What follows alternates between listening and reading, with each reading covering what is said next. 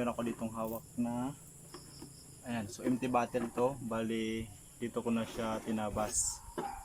Ang purpose nito ay lagyan ko siya ng tubig. Ayan, so pakita ko sa inyo, ganito yan eh.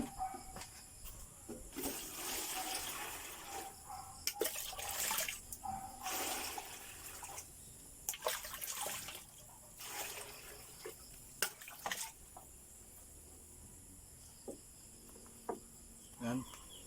So dito sa gitna, lagyan ko siya ng butas na maliit lang. So ganyan siya. So kapag ano to, so ang purpose nito para pandilig sa pananim. Yan, isang maliit na butas. Yan, maghapon na yan. O 3 oras okay na yan. Pandilig yan. So yan oh.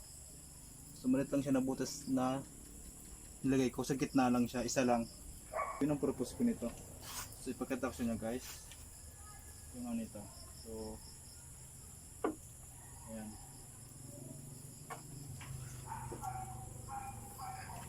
so doon ko ilagay sa pananim. Ayan, so dito ko siya ilagay. So dito, so simula naman ngayon ng tag-init, kaya magano tayo ngayon ng tubig para dito matuyuan. So gawin ko dito ko sa lagyan. Ito. Ano yan? Ito. Ayan.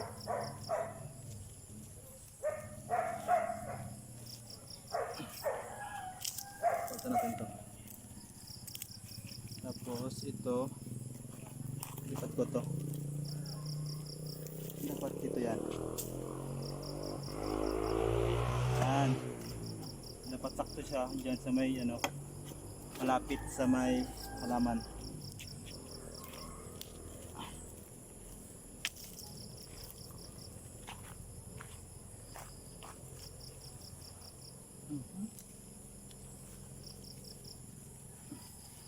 Tigas ah. Wait lang, matigas. Ay.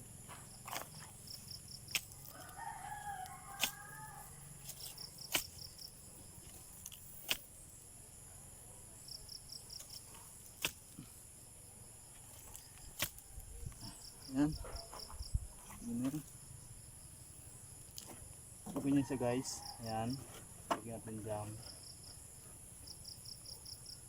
Tapos medyo malayo ito. Ito dito.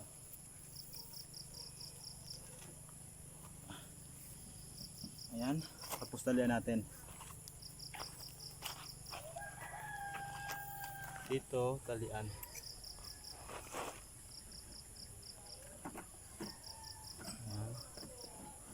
So bakit ito ginawa? Para hindi na ako magdilig. Isang beses lang ako magdilig nito. Maghapon na yan. Kasi unti-unti siya nababasa yung lupa.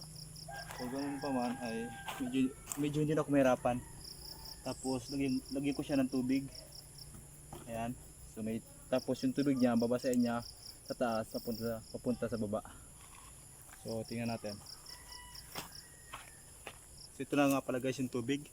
Ayan, so lagyan natin dito.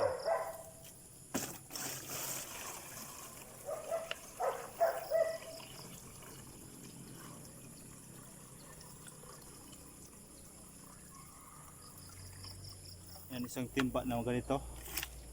Ayan, so yan o. Ipakita ko sa inyo guys yung ano, yung purpose nito. So maganda to kapag tinatamad kayo magdilig. Gawin niyo to. Ayan o. Ayan o. Mapatak-patak sa dyan sa baba. Sumalit lang na butas, yung kusa lang na pumatak. Ayan, tapos pupunta siya na dito. So maghapon na siya dyan hanggat maubos siya yung tubig.